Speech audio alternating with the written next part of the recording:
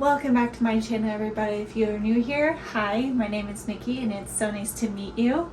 Today I am going to be making homemade stock. I'm going to be making chicken stock and turkey stock, what I believe to be chicken stock. I didn't label my bags, but the turkey carcass that I have in the freezer is significantly larger in the bag than the chicken stock, the chicken carcass one, so that's what leads me to believe I have chicken in there. I'm also going to be adding carrots, celery, an onion, and typically I would be doing fresh herbs, but I totally forgot to buy some. I will get some tomorrow for the chicken stock, so I'm going to be using Italian seasoning. Not great, but it does do in a pinch. If you have celery, a great way to store it in the fridge is to cut off the bottom and just store it in some water in the fridge. This celery, like pretty much a day after I bought it, was limping. It had no structural integrity to it, and this, like, there is no give. Like, this is like some solid celery stock. Now that it's been in some water. And same with the butt. Don't throw away the butt. The butt is great for stock, and this was also like lifeless, so if you just take it, put some water in a bowl, set it upside down, and this is like has a lot of integrity to it as well. So yeah, great way to do it. And also for your fresh herbs, let me show you really quick. I do have this, but I do need this parsley for other meals, which is why I'm not using it. But if you cut out, I cut the stalk a little short, or the stem's a little short. But if you just have a little mason jar, put some warm water in it, and cut the ends so that way it has fresh ends, then this literally will last me over a month in the fridge. So definitely store your herb. I store all my herbs this way, except for basil. If you find like a bunch of basil like this, then definitely you can. But near me, it's either already like in those little packages, or it's just like in soil, and you can buy like a soiled pot of basil. So I typically buy the soiled pot of basil. But yeah, just a little tidbit. So anyways, let's get to it. I'm going to be using my Ninja Foodie to slow cook this for 24 hours. So yeah, let's get to it.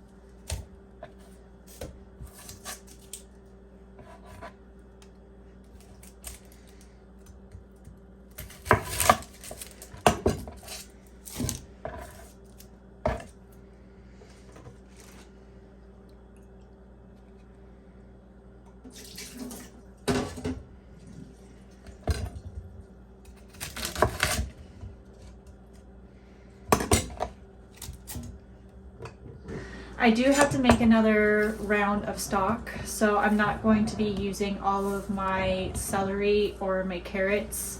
I will have to go and get more carrots because I do need them for a recipe that I'm making in the future, and so I definitely will have to get more carrots.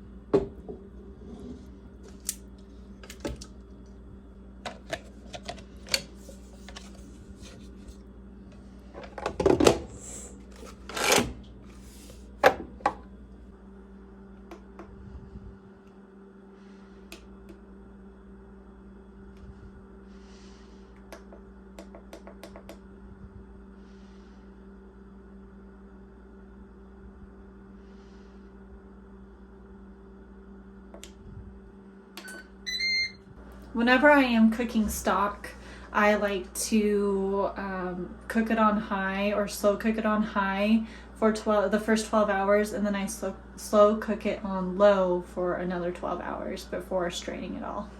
It has now been roughly 26 hours.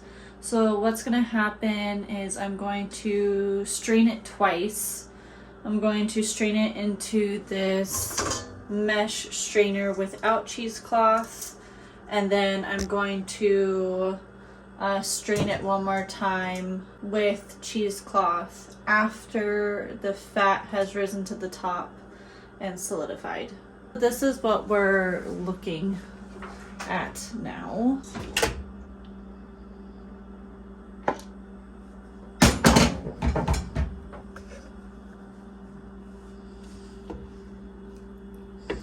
It's looking nice and beautiful.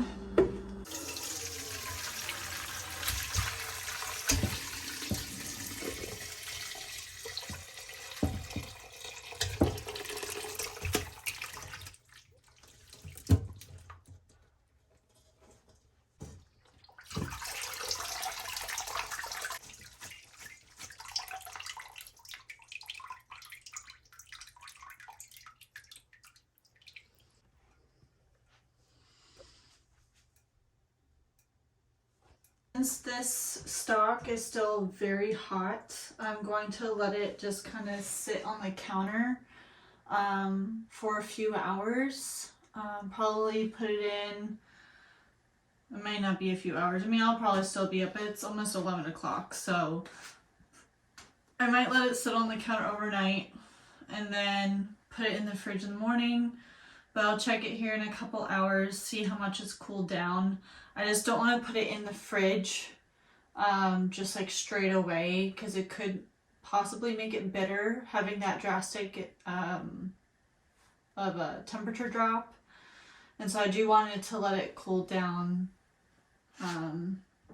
slowly.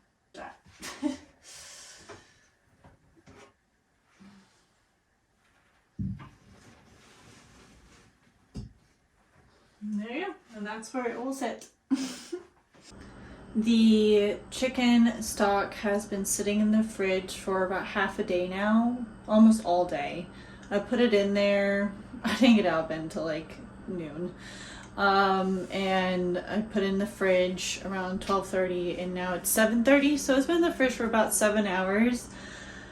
And this is the stage where we're going to be straining it in again, but there's going to be a cheesecloth in the strainer to get all the little particles and get as much fat as much possible out of it. And then we will divvy it up into the mason jars, 16-ounce mason jars, and then those will get canned and put on the shelf.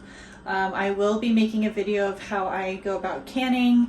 That will be a separate video in the future. It'll probably come out shortly after this one does. And yeah, this is what we're looking at. So as you can see, all the fat has kind of gotten to the top and congealed.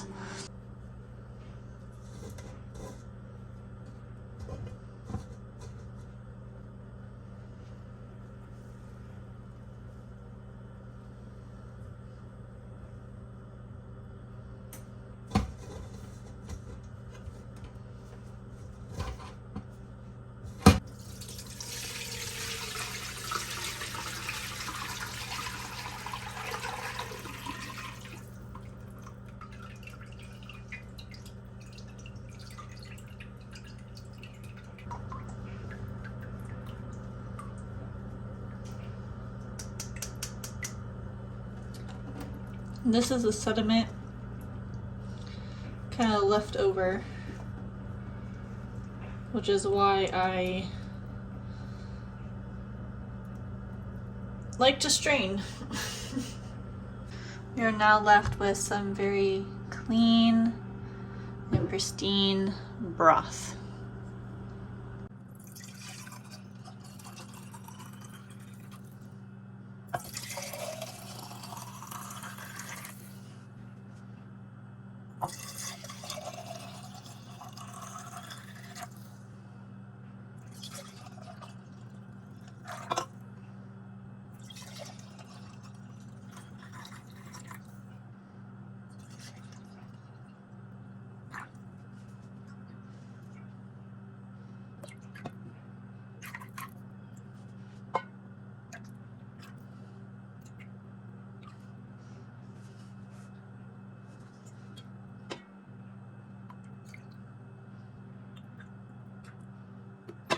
too much.